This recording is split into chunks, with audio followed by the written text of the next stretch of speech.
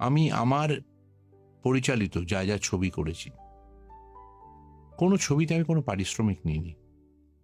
আমি বিগত ৩-৪ বছর ধরে যা অভিনয় করছি অন্যদের ছবিতে, সেই পারিশ্রমিকটা অনেকটাই বেশি হয়তো, কিন্তু আমি নিজের ছবির ক্ষেত্রে দীর্ঘদিন কোনো পারিশ্রমিক নিইনি। এত বছর এত বড় বড় সব ছবিগুলো করেছি, আমার ভালো লাগতো বলে করেছি। ছবিটায় কিছু টাকা বাঁচবে আমি অভিনয়ে টাকা না নিলে, সেটা ছবিটার উপকার হবে বলে আমি করিনি। তারপরে যখন দেখলাম যে বিশেষ করে বিসর্জনের পর থেকে গণেশ মণ্ডল আমার বিরাট খুব উপকার এবং ক্ষতি দুটোই করলো। দেখলাম যে আমার অভিনয়ের জন্য এত কাজ আসছে, এত অভিনেতা হিসেবে ব্যস্ত হয়ে গেছি, তখন আমার মনে হলো যে আমি আর ফ্রিতে নিজের ছবিতেও করবো না।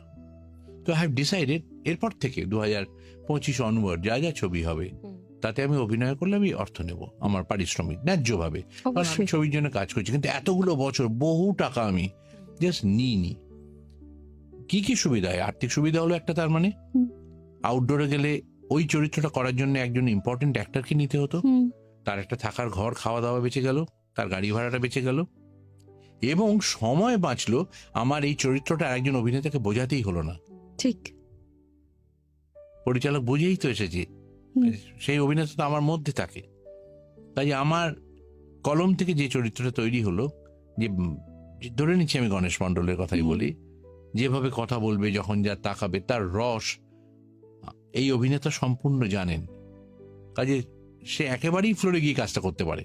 সে বাকি 3জন চরিত্র থাকলে সেই সিনে 2জনকে বোঝালেই সে রেডি, 3জনকে আর বোঝাতে হচ্ছে না। সেটা অনেক সময় কিন্তু অত বড় গুরুত্বপূর্ণ চরিত্রের ক্ষেত্রে।